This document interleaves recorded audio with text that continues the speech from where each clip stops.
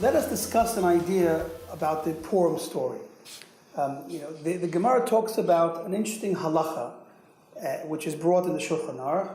We're taught that a person is obligated to read the Megillah at night and to reread the Megillah in the morning. And this is a bit odd, let's say, because the Megillah is not a short prayer, for example, like we do on Hanukkah, or even on Purim in the benching or in the Shemona Esrei. When we say Al HaNisim, we have a short prayer that commemorates and discusses the miracle. The Megillah is a 10-chapter, scroll, and it's lengthy with much detail. Now, if we've read the entire Megillah the night before, why are we reading the same story again the next morning? Now, imagine if you met someone that you haven't seen for years, and you told him all of the things that happened to you while you were gone. Now, if in the morning you got together again and started to tell him the same story, he would look at you like you were nuts. Why would you tell the story again in detail as if the person doesn't know what you're talking about? He knows everything from the night before. Here too, we read the entire story of Purim, and we know everything that happened from beginning to end. So why are we repeating the exact same story again the next morning? To make this even more difficult, let's appreciate, why do we even read the Megillah? What is the purpose that we read the Megillah year after year? So the Gemara explains that it's in order to publicize the miracle that God saved us during the Persian exile. So think about it. If we get together, man, woman, child, everybody gets together that night in shul and hears the story, hears that we were saved. So what could we possibly be adding in publicizing the miracle by saying the same thing again? We already know, and we already talked about the fact that we were saved. It would seem like it would be much better investment of our time to spend the day, having a celebration, getting drunk, having a party, giving out the gifts to the poor, and shlach manot, food gifts to our friends. There's so much to do the next day. Why do we have to spend additional time with this obligation to hear the entire Megillah twice? So these are the questions that one can ask on this halacha. So let us look at the idea of miracles in depth in order to appreciate, because if our goal in Purim is to publicize the miracle of Purim, so let us appreciate what exactly the miracle of Purim is. And in order to do that, we'll of course discuss all different miracles. So in general, miracles are divided into two categories. We call them hidden miracles and open miracles. An open miracle is essentially a miracle that is above nature. It's a miracle that breaks the rules of nature. Similar to the miracles we experienced when we left Egypt. When God split the sea, He caused hail to descend and turn into fire. Man, this heavenly food to descend from heaven. The open miracle is such that a person that was there at the time could not say there was no miracle. It's impossible to deny. A hidden miracle is not quite the same. A hidden miracle, though one can experience some type of divine providence, one can feel the hand of God behind what's going on and feel that God saved them or helped them, but it's not the type of miracle that you can't deny. It's a miracle that happens within the way nature runs. There's nothing supernatural about a hidden miracle. A hidden miracle could be, for example, a story with myself and my family. Baruch Hashem, we were saved from an almost lethal car accident. My wife and I were driving with our newborn baby to pay a Shiva call. And on the highway, so I was sitting in the back with the baby, and I just fell asleep. The baby fell asleep. That's fine. We were okay. But the problem was that the front driver's seat, my wife, she also fell asleep, and that was the big problem. So we're all sitting there sleeping, going about 70 miles an hour, until we hear the loud noise that you get when you reach the bumps on the side of a road. So we all wake up to a speeding car that was a little bit out of control. My wife tried to get control of the steering wheel. Unfortunately, though, at that speed, when you try to turn the wheel, it's so abrupt that the car started spinning in different directions. And, things seem to happen so slow. So I remember thinking about, oh my gosh, we're getting into one of those accidents. This is very serious. It's very dangerous. And just about the point where we would have started flipping over, doing some somersaults, the car was close enough to the grass and started sliding. And we did a 180, and then we started driving backwards. And things were going okay for a couple of seconds, and then we realized, wait a minute, we can't go backwards forever. And someone screamed, or I screamed, stop, hit the brakes. And, because we were approaching an overpass, which was also dangerous, could have hit behind us. But in the end, Baruch Hashem, we stopped the car, and everyone was fine. Nobody was hurt.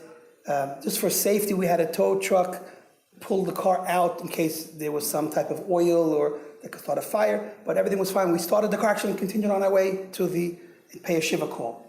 And it's funny, when we got back to the road and I looked where our car went off the road, it was amazing to see because it almost looked like we did a field goal. You know, when you kick a field goal, there were two metal beams sticking up, and our car went right through the two metal beams. 1 or 2 feet to either side, we would have been, who knows what would have happened. We would have hit these metal beams at such a speed, and would have certainly caused a lot of damage, perhaps even danger. So when I look back on that story, although, you know, if I tell it to people that don't believe in God, don't believe in divine providence, they might tell me, listen, you were lucky. But I understand and believe that Hashem protected me and my family on that day, and I have to give thanks to Hashem for that. Anyhow, getting back to the Purim story. So these are two kinds of miracles. One is called a hidden miracle, and one is called an open miracle. But what I'd like to suggest is a third type of miracle in order to appreciate really the type of miracle that we're celebrating in the Purim story. Because the hidden miracle that we spoke about was, though it's hidden, still one can notice that God comes and saved you and did some type of miracle.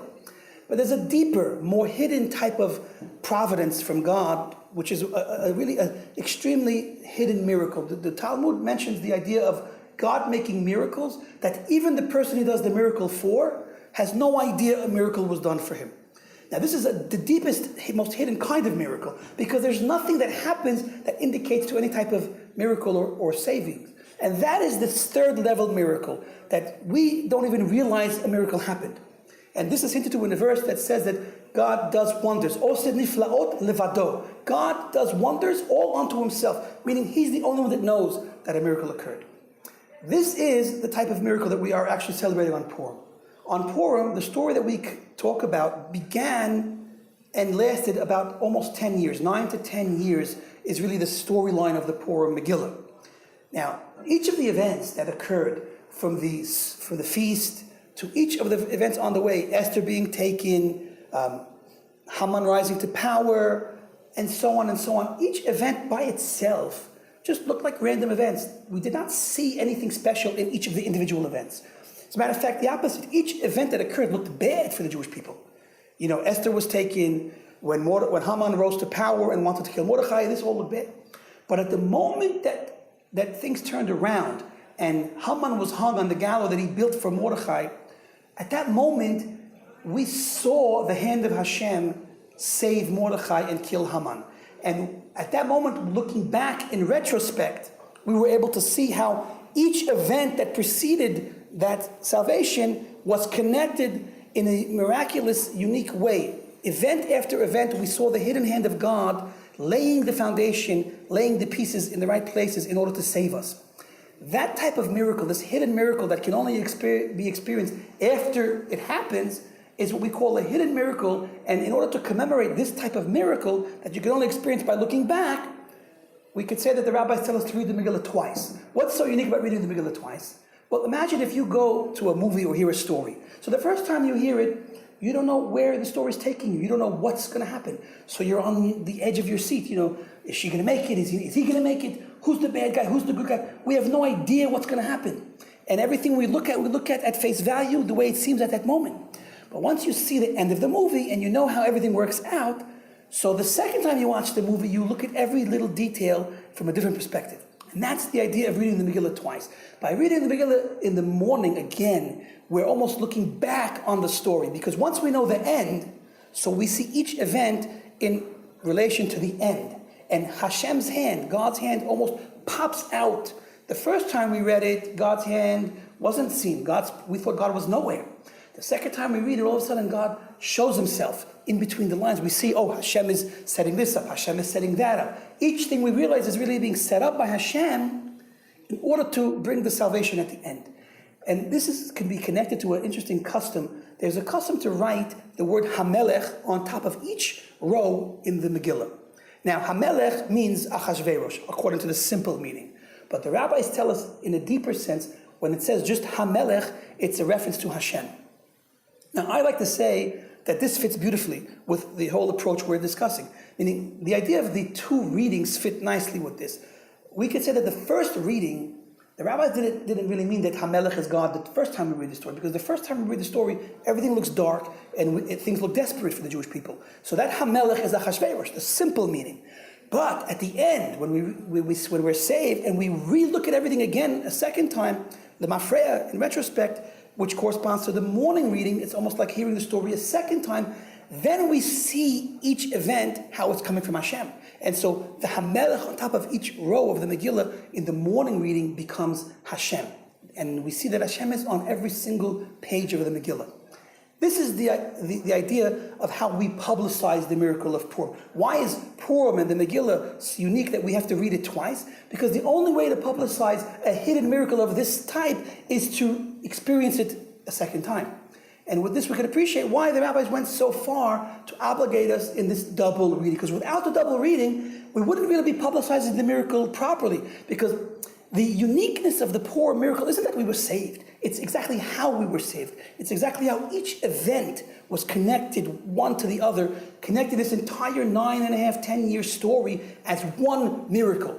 Normally each event is called providence, it's not called miracle. But when each event links up to the eventual saving when Haman was hung, so the entire sequence of events become one big miracle of Purim, and that's what we celebrate, and that's why we read an entire Megillah twice.